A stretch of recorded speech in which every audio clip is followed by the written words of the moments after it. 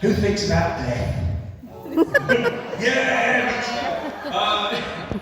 But I think we all do from time to time. I mean, I sometimes think about my funeral and how, you know, you ask me one day, I'll say, well, I wouldn't want any fuss at all. I wouldn't want anything really. Just, you know, just chuck me in the ground, whatever. And another day, I think, oh, I don't know, actually, it'd be quite nice if people make a fuss, wouldn't it? You know? So what I've done is I've written a two-parter. And it's called When I Die, Part 1 and Part 2. And it's basically, if you asked me one day, you get the answer that's Part 1. And if you asked me maybe just even the next day, I might give the answer that's Part 2. So I do flip between these two extremes, really. When I die, I want no fuss. I just can't see the need. Once the off switch has been flicked, what use is pomp to me? Shove me in a bin bag and chuck me in a ditch, whether I expire poor or whether I die rich. Leave me out for the foxes or smoke me like a kipper. Pare me down into little chunks through an industrial wood chipper. Load me into a torpedo tube, fire me from a submarine, blend me into a human soup and serve me from a tureen.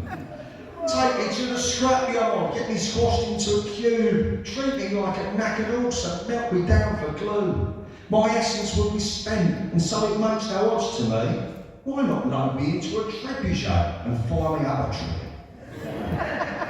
Anybody here know what a trebuchet is? It's a long shot. Okay, so that's what you get on one day, and this is part 2. When I die, please make a fuss, scream and bawl and cry.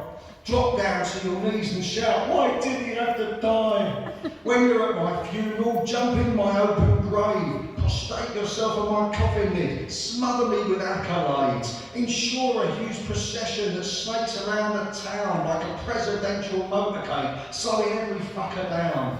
A normal gravestone won't suffice. I need something luxurious. A giant marble mausoleum, any less and I'll be furious.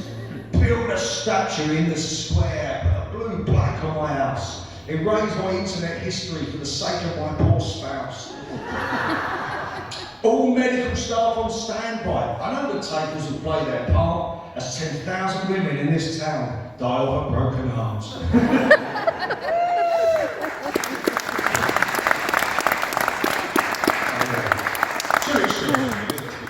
Okay, so now we reach the point, getting towards the end, where we have audience choice. Okay, so this is where I basically throw the next minute or minute and a half over to you guys and get you to pick one of 2 poems, and I'll pick whichever one you prefer me to do. So these are the options. I can do one about a celebrity chef that's gone too far, or I can do one about why you should be careful what you eat before attending a wedding. So let's have hands in the air for celebrity chef that's gone too far.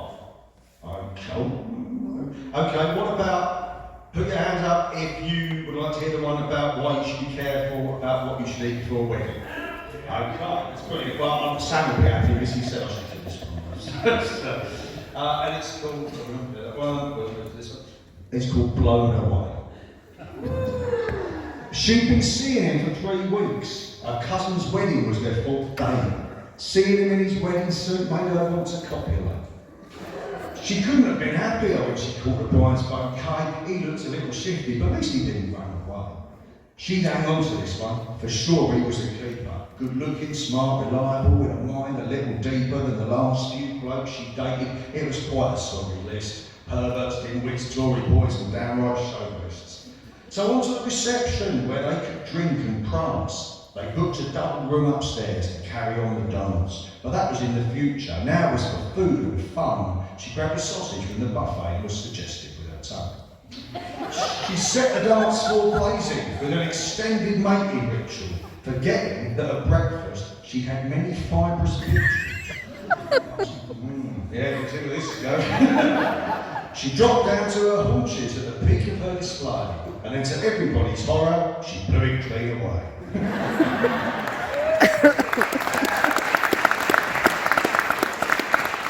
Okay, and so we reach the final poem. Before I finish, just to say again, there are books for sale. Please check jamesdomestic.com and all like any of this stuff.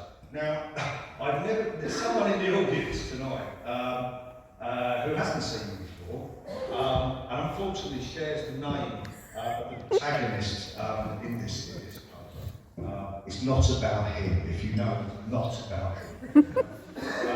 But it's about a man that very much likes photocopies. We could do some audience participation here, as it's the last one. I did this in Nottingham once, and completely out of the blue, there's a line in it when I say the words sex kittens purr, and the room just went I was like, okay, this is weird, but I quite like it. Are we up for doing a sex kittens purr at the right juncture?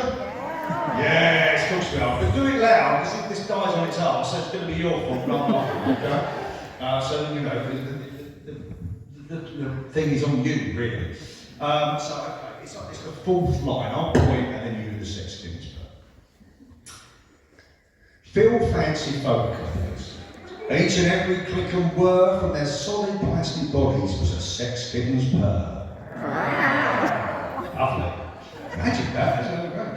Phil fiddled with photocopiers. He stuck his hands right in their drawers. He'd fiddle with their buttons and caress A3 and 4. Phil fondled photocopiers. It was his overriding kink. He'd slobber on their output trays and fill her with man ink. Phil. This is about the alliteration.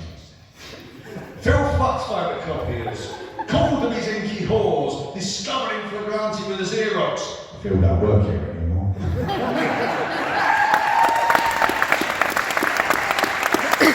Thanks all, that's all done. I've been James Domestic. We're going to have a quick break.